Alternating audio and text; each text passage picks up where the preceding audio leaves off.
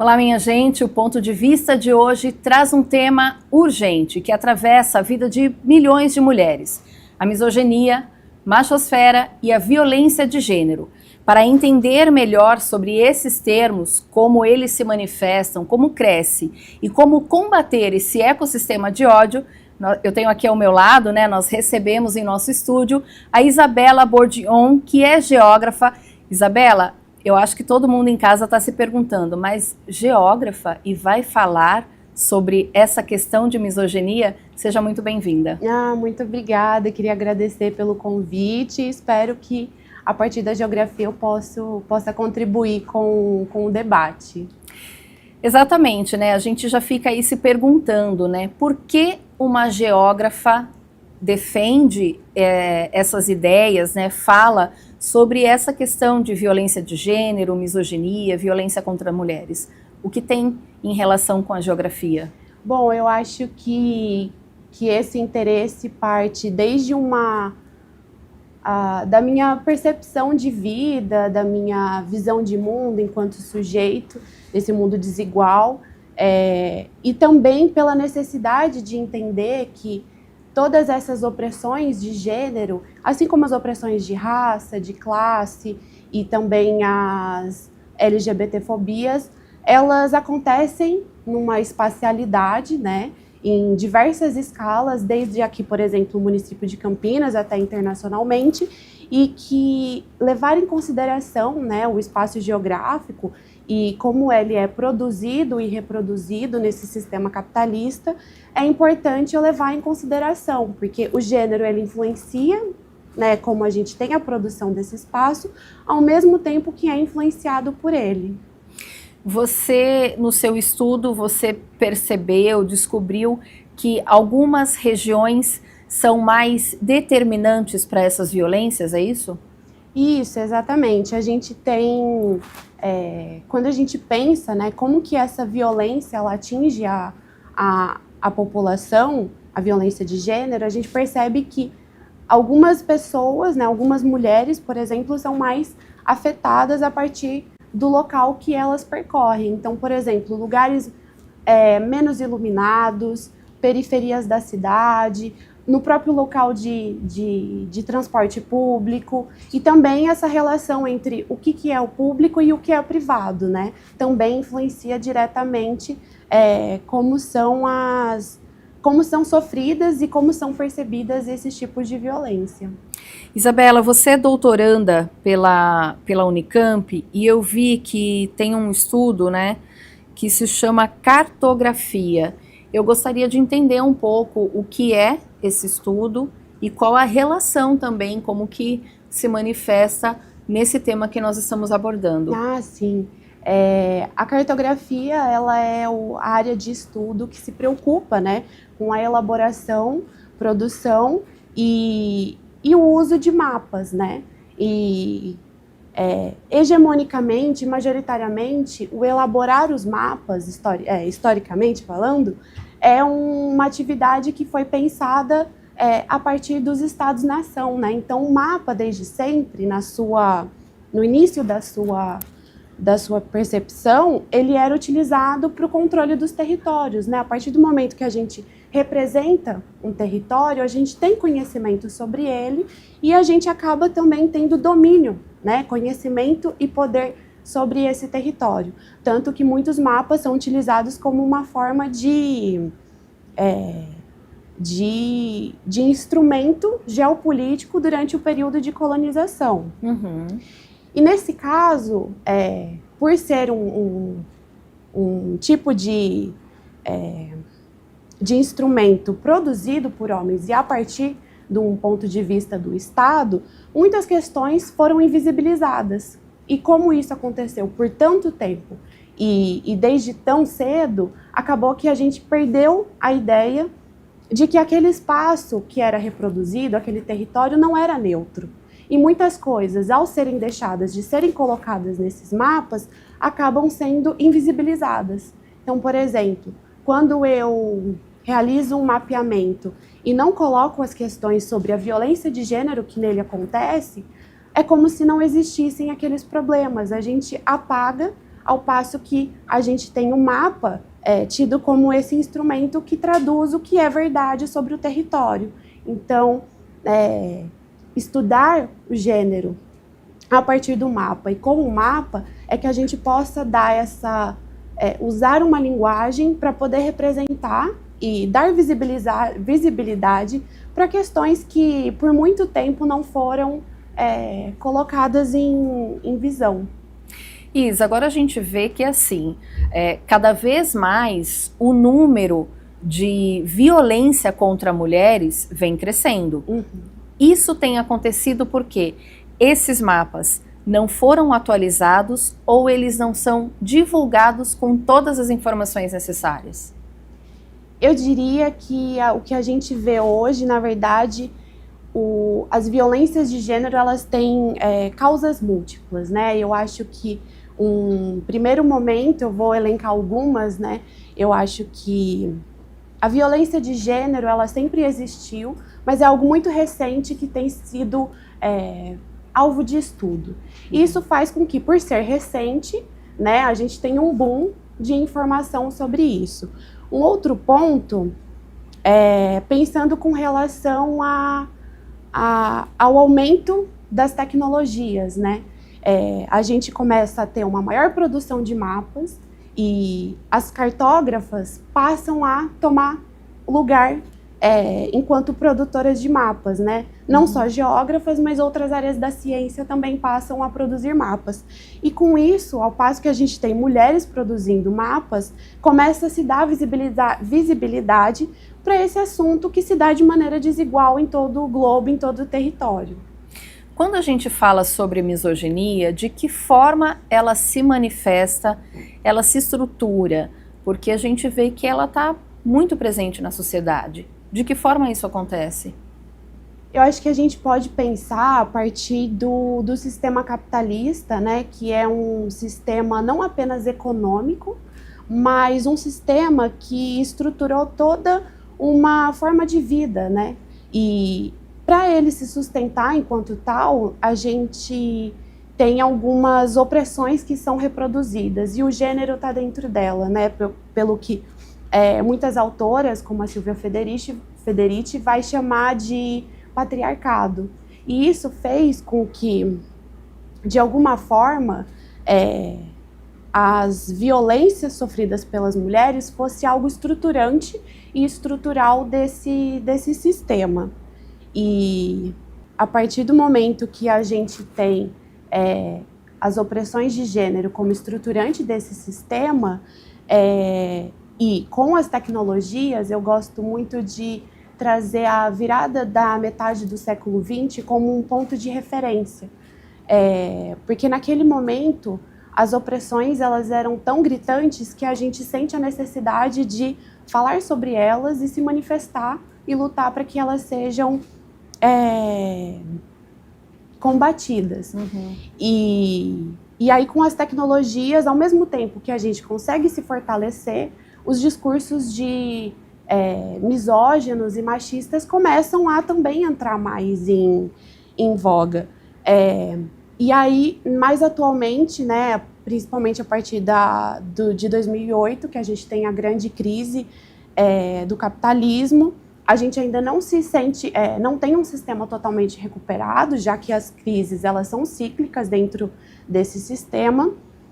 A população vem sofrendo cada vez mais com uma precariedade, não só do trabalho, mas uma precariedade dos modos de vida, da manutenção da vida no mundo. Uhum. E aí, nesse sentido, os homens, eles deixam de exercer, né, e de conseguir exercer o papel que eles tinham, que lhes eram designado. Porque os homens, a partir de papéis de gênero, né, tendo essa visão, eles devem cumprir um papel de serem os provedores da casa. Uhum. Com a crise do capitalismo, a gente começa a ter um enfraquecimento disso. Os homens já não conseguem sustentar as famílias. Por outro lado, as mulheres também sofrem com a precariedade da vida, mas elas tiveram uma pequena melhora.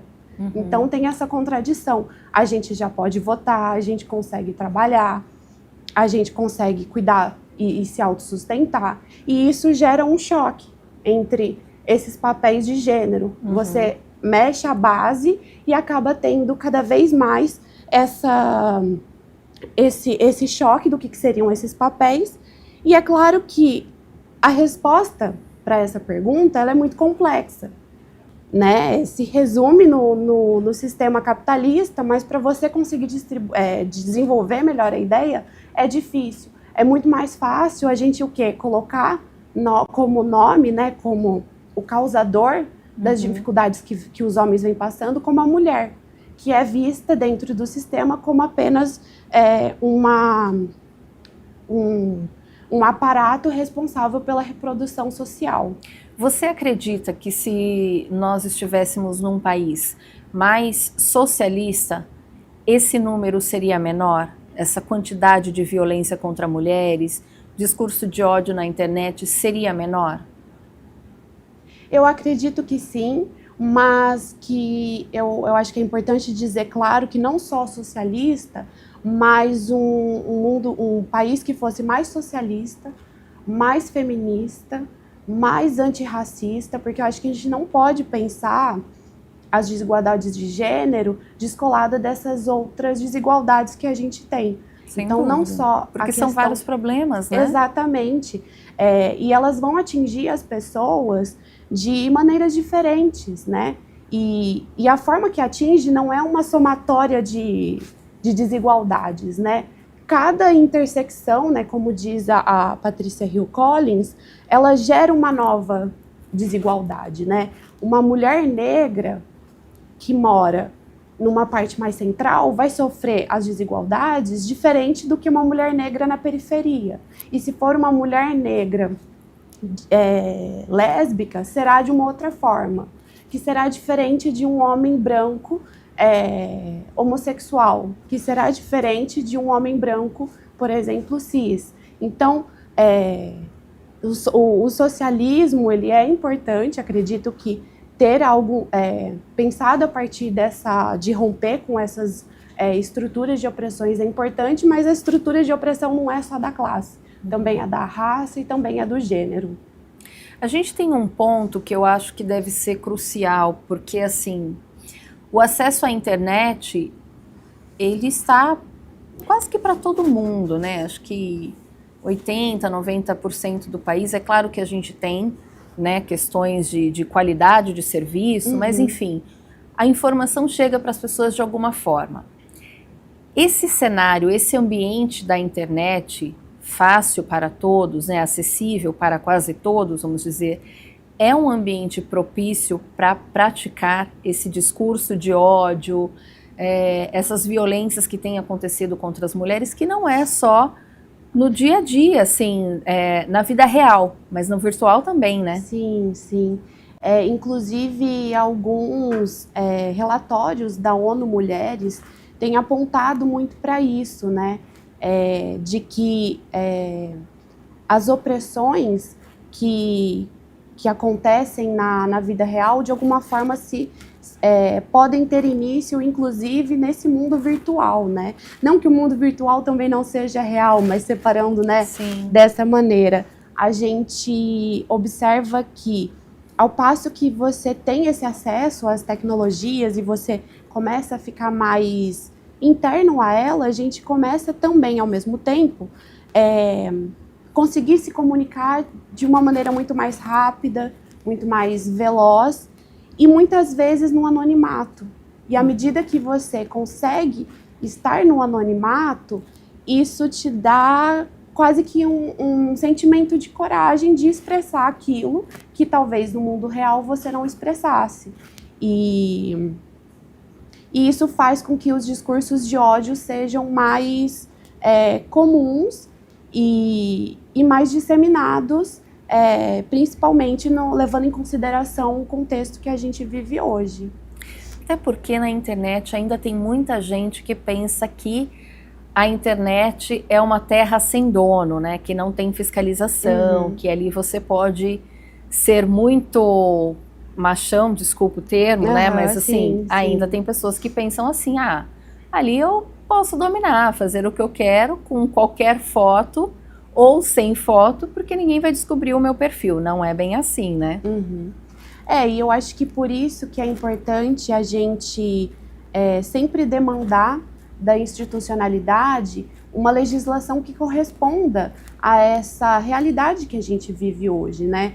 Porque a internet, ela traz uma característica que é muito peculiar dela, que é essa velocidade de mudança e de transformação do mundo. Uhum. Com isso, é difícil, às vezes, a gente conseguir ter legislações que acompanhem toda essa velocidade e todas as coisas novas que vão surgindo. Por exemplo, com as inteligências artificiais generativas, você tem uma maior facilidade e rapidez de produzir imagens que são falsas, mas que se parecem muito reais. E isso é algo que a gente talvez há 5 anos atrás não imaginasse. Nós, enquanto sociedade civil, né, e leiga nos desenvolvimentos tecnológicos, que isso seria possível.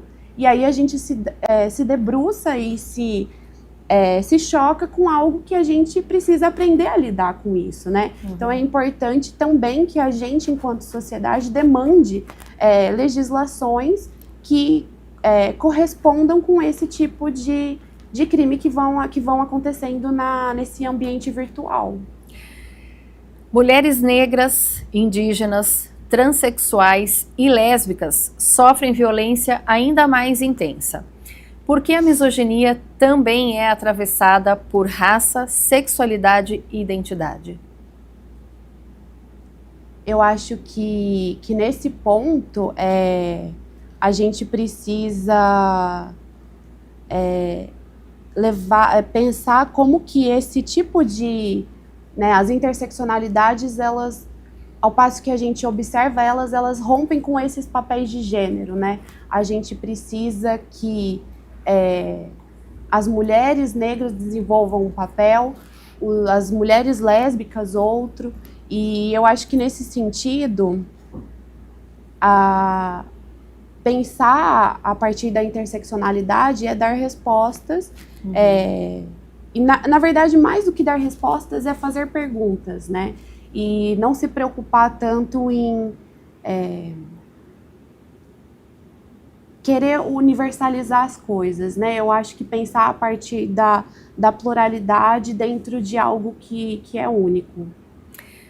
Começar pelas escolas, pelo início de vida escolar das pessoas, a falar sobre esse tipo de problema, sobre essas diferenças, é um ponto positivo que pode vir a ajudar mães, pais responsáveis a orientar seus filhos dentro de casa e, ao mesmo tempo, dentro da escola, passar a esses alunos que existem pessoas diferentes, em situações diferentes, gêneros diferentes, para que eles possam entender melhor quem é o outro, respeitar o outro de uma forma mais natural? Sem sombra de dúvidas, né? Eu acho que retomando, assim, continuando a partir da internet, muitas vezes o discurso de ódio ele vem travestido como algo, como uma fala de opinião apenas. E isso rompe com o que a gente com os direitos humanos e também com relação ao respeito.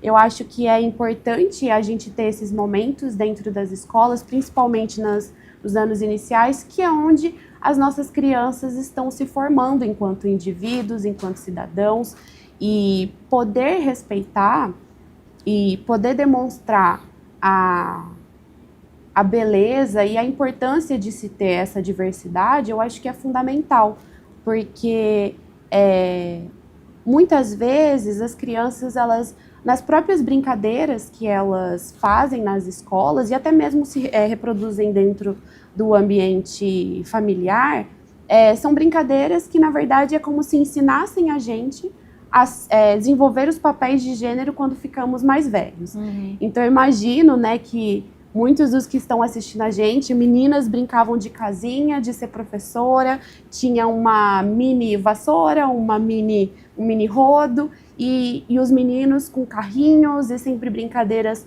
que os estimulam a ser potentes, muitas vezes estimulam muita violência.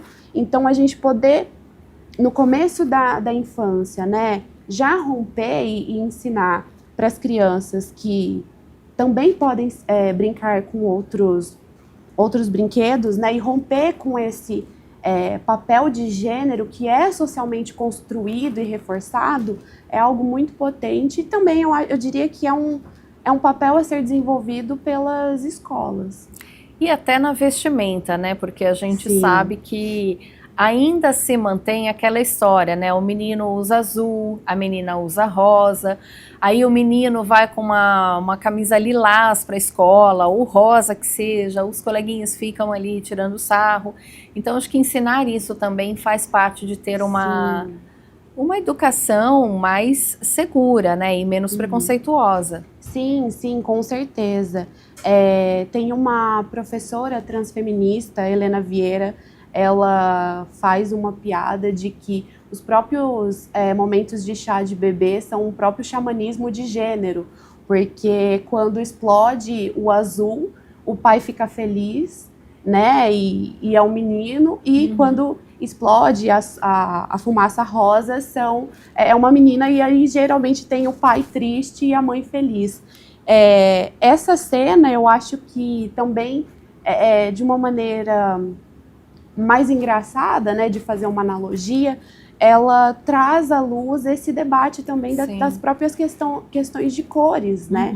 E trazendo até um pouco para a elaboração de mapas, a gente às vezes tem uma ideia de que o azul é a cor da água, né? Mas não necessariamente o azul é a cor da água, porque se a gente vai para a Amazônia, lá devido à composição, né, da água e do leito do rio, às vezes a água pode ser de outra cor, por exemplo, mais para tons terrosos devido ao alto fluxo daquele rio. Então, também entender que essas construções sociais, ao passo do que elas forem construídas, elas também podem ser desconstruídas e construirmos algo diferente daquilo.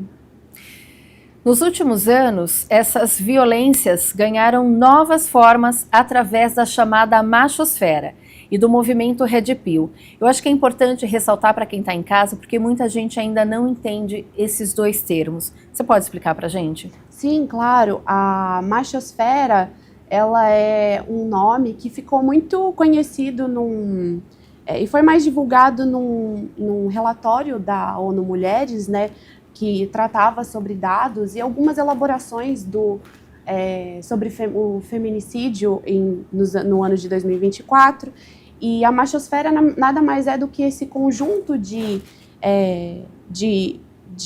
grupos dentro da internet, né, uma variedade que em comum tem a misoginia, né, de entender que a igualdade de gênero, na verdade, não é uma igualdade, é uma melhora, uma um beneficiamento das mulheres em detrimento dos homens, né? Como se os homens estivessem sofrendo a partir do momento que as mulheres estão lutando pela igualdade de gênero.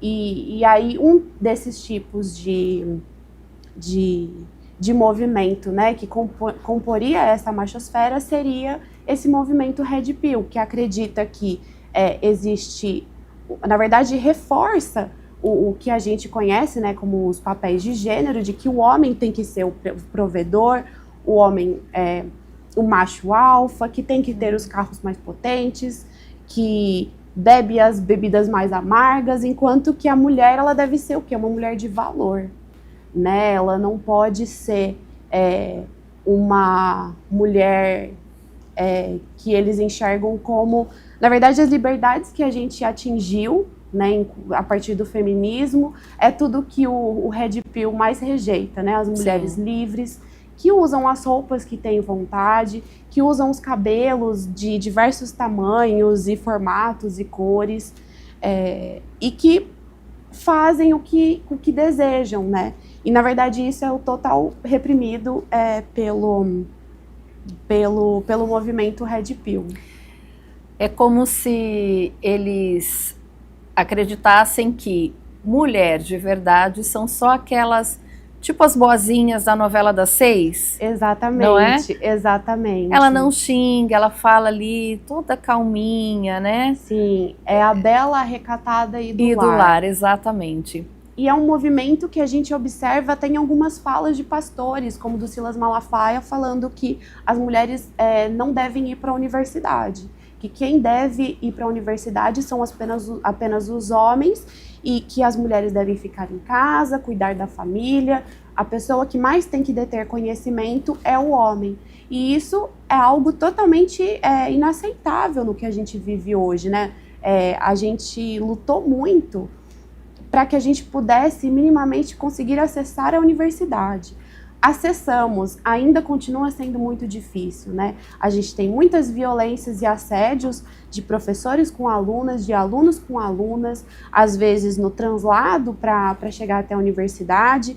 Então, é muito importante a gente trazer e reforçar de como que esse discurso ele vai se desdobrando para outras esferas e que vão chegando a níveis cada vez mais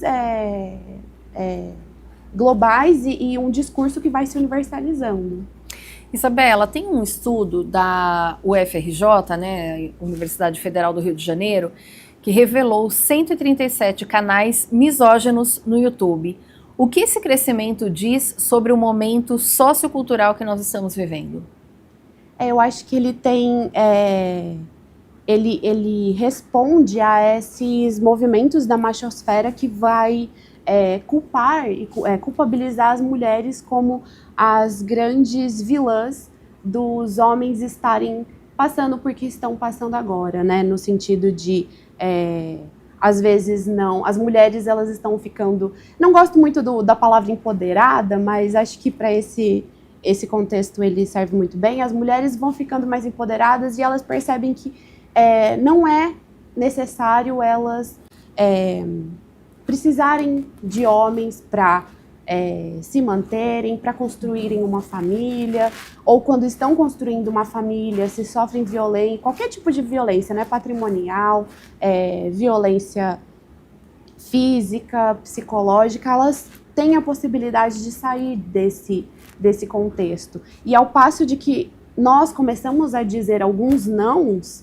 isso faz com que o ser humano universal, até então entendido como o homem branco, europeu e cis, hétero, ele se desestabilize. E isso faz com que, de alguma forma, que eles vão procurar algumas respostas para isso. E uma maneira de resposta é a gente odiar as mulheres, né? É isso que eles pautam. E aí, relacionado, então, com as tecnologias e os ambientes da internet, os fóruns de debate, essa machosfera, ela começa a aumentar e atingir esses homens que foram feridos por esses nãos, né? Uhum. E aí, somado nesse ambiente de anonimato, esse ódio começa a ser cada vez mais disseminado e culpabilizando sempre as mulheres. Isabela, se a gente pensar assim, por exemplo, há 40, 50 anos atrás, os casamentos tinham que se manter. Uhum. Né? Era Sim. meio que uma obrigação. Então, por exemplo, minha avó, se porventura ela tivesse anseio de se separar, isso não ia acontecer, porque lá atrás isso não era aceito. Mas as coisas foram mudando, né? O tempo foi passando e tudo foi mudando. Acho que a gente pode até citar aqui Leila Diniz, que à frente do seu tempo, Sim. ela provocou muitas mudanças. Ali no seu casamento, na sua Sim. vida, né? Então, acho que a partir daí as mulheres começaram a ocupar o seu lugar, Sim. ou um novo lugar. Uhum. Foi esse o ponto que irritou aí alguns machões e deve ter feito essas pessoas pensarem assim, não, a gente não pode deixá-las ocupar esse lugar e a gente precisa mostrar que nós temos a força. Você acha que foi algo mais ou menos nesse sentido? Parece história de novela a gente falar isso, mas não é. Se a gente for olhar da forma que as coisas começaram a acontecer, foi exatamente isso. Quando a mulher começou a ocupar um espaço diferente, dentro de casa, também ajudando no orçamento. O homem, colocando o homem também para ajudar em casa, né? Não é só a mulher que lava a louça, o homem também pode lavar. Sim. Enfim, quando isso começou a acontecer, essas mudanças, será que foi isso que provocou essa ira nos homens ao ponto de agirem com violência contra as mulheres? Eu acho que com certeza é um ponto muito importante e central para entender, né? Porque imagine, você, desde a história da humanidade, você esteve num lugar privilegiado, né? Os homens sempre foram o destaque, né? Quando a gente pensa, por exemplo, na Grécia Antiga, o cidadão grego, o cidadão da polis, era o homem, né?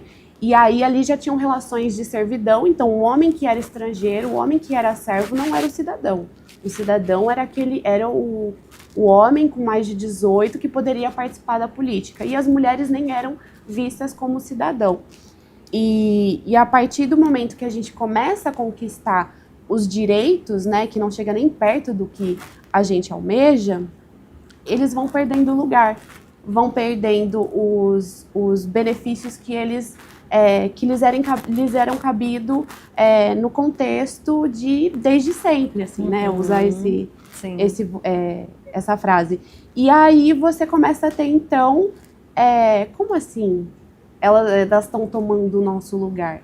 E, na verdade, não é tomar o lugar deles, porque, na verdade, o mundo foi produzido e pensado para eles, né? Eu vejo o feminismo como algo que a gente não quer ter o lugar dos homens, né? A gente, acho que como Simone de Beauvoir fala, né, de ser um outro sexo, na verdade a gente quer e a gente almeja ser uma outra coisa, repensar o modo de viver, né? Que não seja pautado nessas relações de poder que são desiguais e que a gente sabe no que vai dar, né? Porque o discurso de ódio, ele é um ponto de que na ponta da lança a gente tem os feminicídios, né? Sim. Então eu acho que é um ponto central para o debate, considerar as relações de poder e a maneira como o homem vai perdendo o espaço com que ele estava acostumado. O que a gente quer é ocupar o nosso lugar, né? E cada um tem que saber o seu lugar. Isabela, muito prazer, muito obrigada por você vir aqui, compartilhar essas informações, trazer clareza sobre esse assunto que é tão urgente. Muito obrigada. Eu acho que é muito significativo, né, no contexto de que domingo passado a gente teve um movimento nas ruas, né, que diz não para os feminicídios que a gente tem sofrido. A gente, enquanto mulheres brancas, mulheres negras, indígenas, lésbicas, cis, trans, a gente quer estar viva, né? Eu acho que a gente ainda quer muito mais, mas para isso a gente precisa estar viva, e eu agradeço muito pelo convite e espero ter contribuído para o debate. Maravilha, muito obrigada a você também que nos acompanhou pelas telas. Até o próximo Ponto de Vista. Tchau!